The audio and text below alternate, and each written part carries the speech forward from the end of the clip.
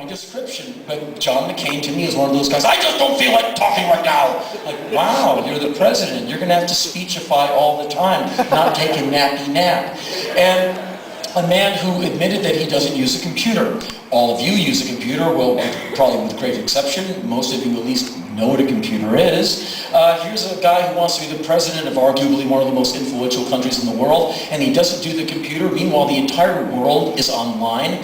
I've been to some pretty deep and dark places in the world, and there's a cyber cafe in that city. In places you would not believe there's the internet. Like, really? There's electricity? All I see is mud and sticks. And a cyber cafe? I mean, the world is online.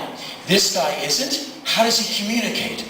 Well, I have my Underwood typewriter that Mark Twain gave me when we were roommates, and I put in a piece of papyrus reed paper that Cleopatra gave to me when I met her years ago, and I type up a note and I give it to my assistant and she puts it in that internet thing. I think it's a damn washing machine. I didn't want that running my country. So my choice for president was very clear to me, at least. And both of these men had to pick a vice presidential candidate. And Barack Hussein Obama picked Joe Biden, who is one of those guys who's about as mysterious as a cup of Maxwell House coffee. It's the same every year, you can depend on it, and it's that he's just like me. He loves the sound of his own voice, and he doesn't shut up all the time.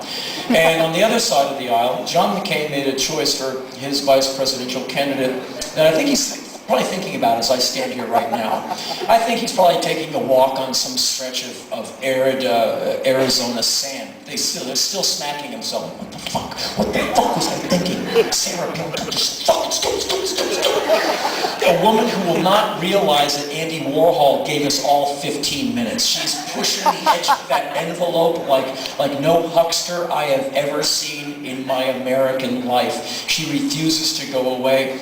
And a while after seeing her in the news all the time, I started paying attention to her family life. The idea of 5 children is really strange to me. Not that I have a problem with kids. I don't have any kids due to rabid self-interest and a demanding schedule, but people I know are breeding.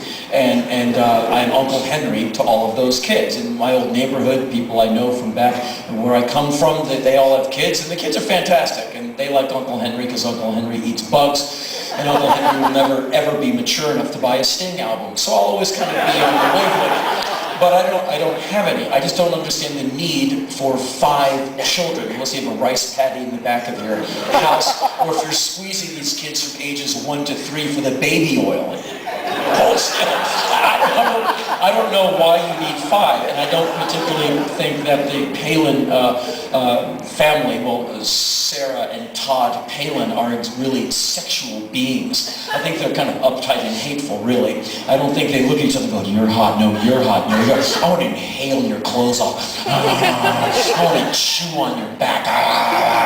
Just like, come on, throw me on. I don't think it's like that with the Palins. I think their intimacy is not intimate. I think it's a cold utilitarian task. I think it is a mission-specific, result-oriented performance. I think it is a mission. I think it's an operation. Operation Cover the World with white people, because the world needs more white people on it. Thinking that if white people breed prodigiously, non-whites will be magically pushed off this abyss and never to be seen again. And so they just keep pumping them out.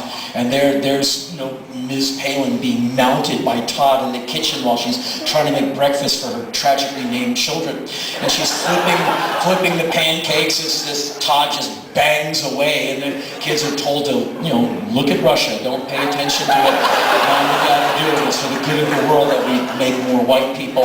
And every 15 to 40 months, Ms. Palin holds onto something solid and plants her feet and bam! She puts another Palin product out there and cuts the cord and goes, here, name it something stupid, you don't teach it anything, I'm busy. And so,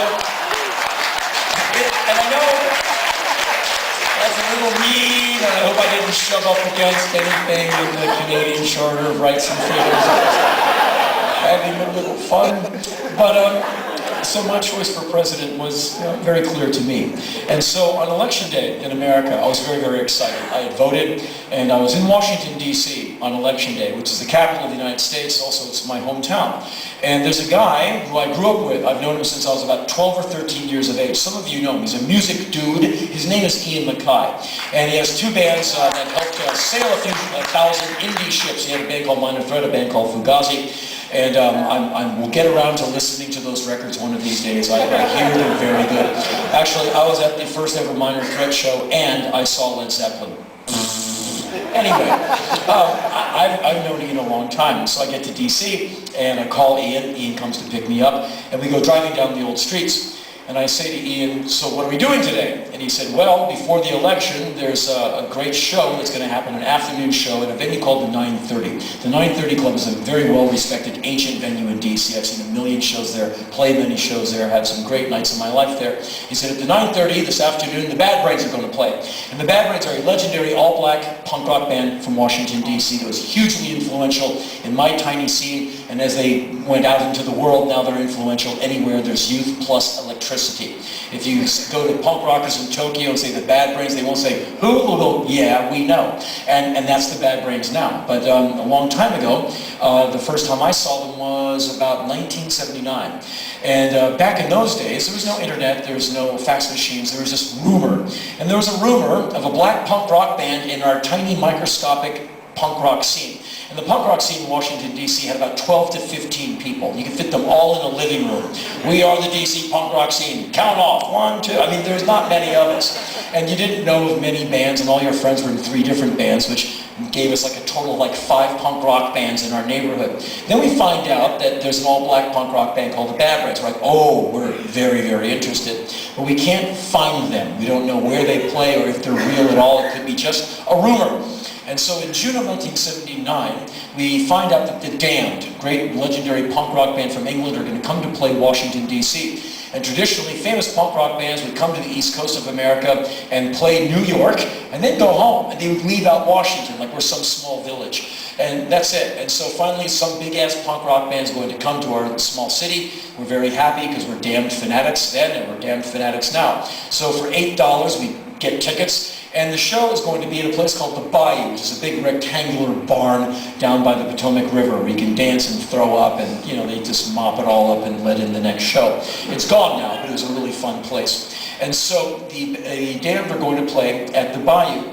We go to the gig, we get in, and we find out on that evening the Damned have found out about the Bad Brains and have requested that they are the opening band because the Damned want to see the Bad Brains. So we're going to get a twofer. We're not only going to get to see the legendary Damned, we're going to get to see this punk rock band from DC called the Bad Brains. We're very excited. So about 20 minutes after the doors open, Ian and I and a few other guys from the scene, we're in there with about like 50 to 100 people because doors are open, hardly anyone's in there.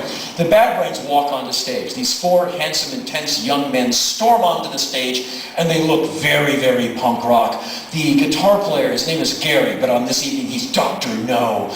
And he's wearing green OR scrubs like a surgeon. He's splattered in red paint, but he's covered in blood. And he looks very punk rock. And the rest of the band have suits on that have been torn and stitched back together, and they look very punk rock. But can they play? And they start playing. And I remember basically wondering what I was going to do with my record collection, because it was irrelevant, because I was looking at this thing. They reinvented music for me on that evening. And I distinctly remember looking at them and saying, bass, drums, guitar, and vocal, but what is it? They literally blew my mind, where I was speechless. And the singer, his name is H.R. He's this amazing mix of Bob Marley, Lux Interior, and Iggy Pop. He has this amazing, like 4 truckloads of charisma, an incredible voice, this perfect body. It's like he's like etched from marble, and this freakish amount of energy. The guy never gets tired. And he's running all over the stage and singing. It was an overload. And you couldn't even clap between songs. Like, the smoke was coming out of our ears. And I distinctly remember a man standing with us, and his face, he had this facial expression. He was terrified, and he physically backed away. Like, he didn't even want to, but his body said, no, no, get away. And he was like, I'm a new waiver. I'm gonna come in through the front door. I'm a new waiver. Fuck it. I love the B-52s. I'm gonna get a rock lobster tattoo. This is just too much for me. And he just backed away, and we went up front. And so me and Ian and a few other people were just kind of at the front of the stage, just gazing up at this musical force. It was unbelievable, and the music was incredible. And 30 minutes later, the set is over, the band storm off stage. We're like, what was that?